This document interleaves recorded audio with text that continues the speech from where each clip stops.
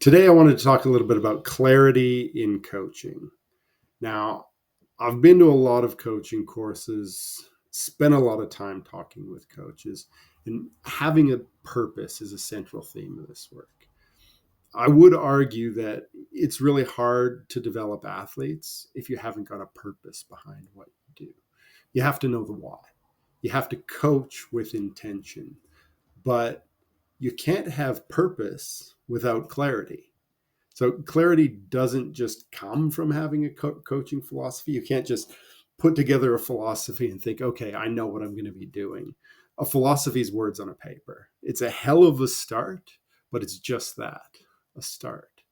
Uh, in my mind, clarity comes from thinking strategically about how you're going to put that philosophy into action. And when it comes to learning and developing athletes, we need to get clarity in order to have the biggest impact.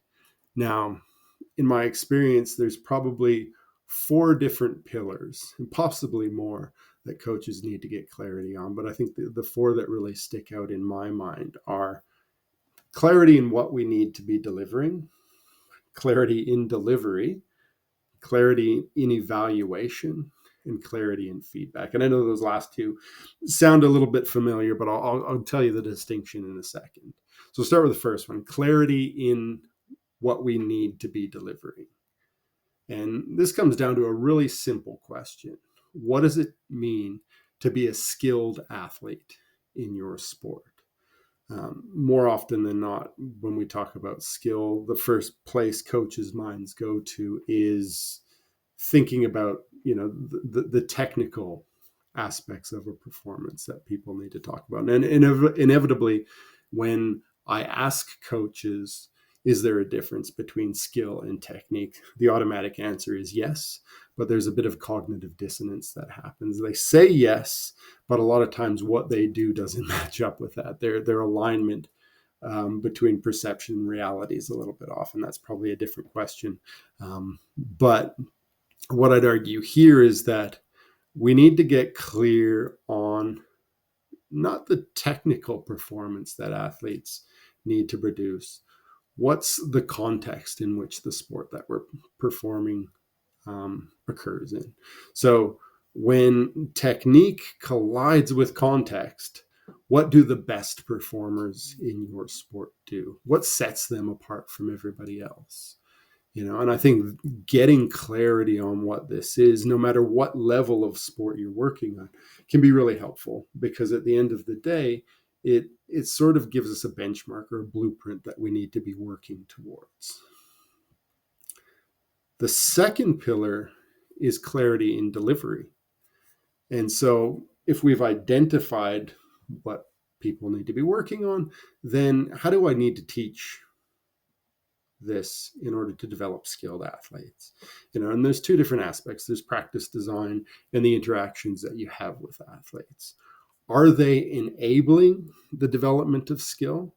Are they doing no harm? Or are they actually holding your athletes back?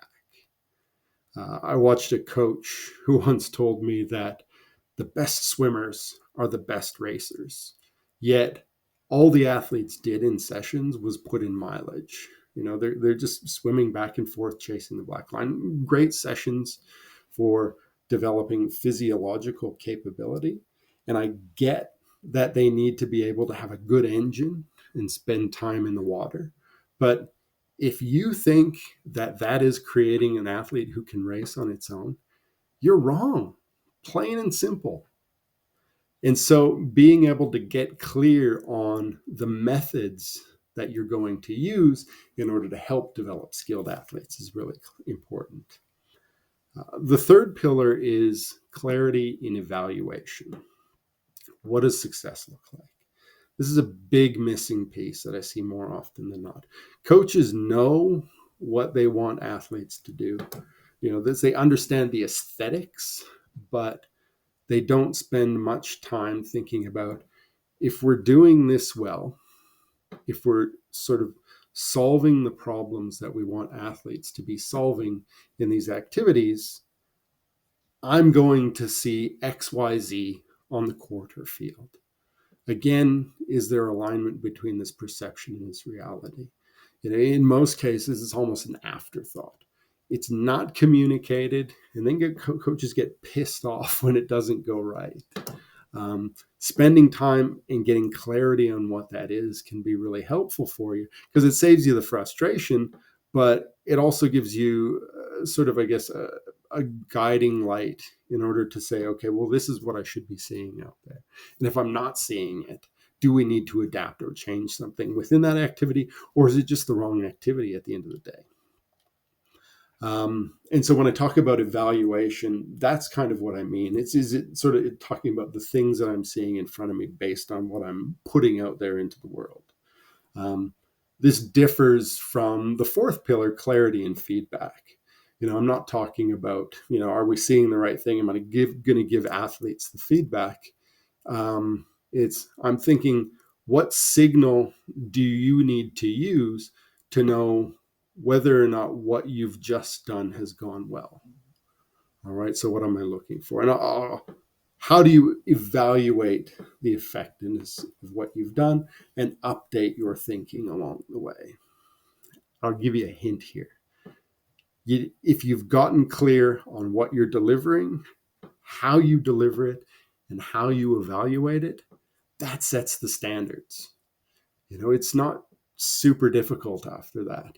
If you've got clarity on those first three pillars, that's sort of what you're getting your feedback on. How you get that feedback can be a little bit tricky, but it should be how you judge your effectiveness. Now, that's all well and good. And at the end of the day, this stuff isn't really that difficult to do, but finding time to do it can be difficult. And having the structure to organize your thoughts in a clear way can be challenging. I talk with a lot of organizations who are interested in making a change and finding that clarity, but don't know where to start. And this is where having support to do it can be helpful.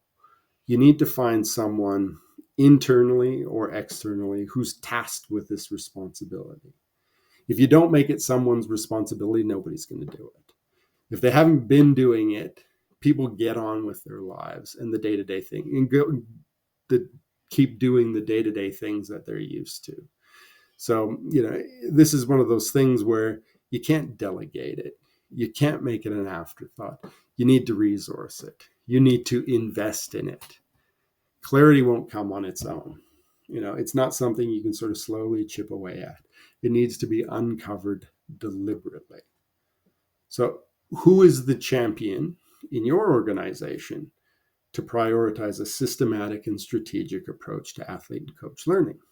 Who's the person who can unpack clarity in athlete development? Is it a coach? Is it an assistant coach? Someone on the performance staff? Someone externally? And that's a big question I think you need to be asking yourself if you want to start making this change and creating a learning culture within your organization that translates to what's happening on the court. At the end of the day, it comes down to the question is how can you turn everyday practice into a competitive advantage? That's all I got time for today. Hopefully that's useful. If you thought it was, like and subscribe. Drop a comment down below. I'd love to hear what resonated with you, what got you thinking, any questions that come to mind, or made your blood boil. Thanks for listening.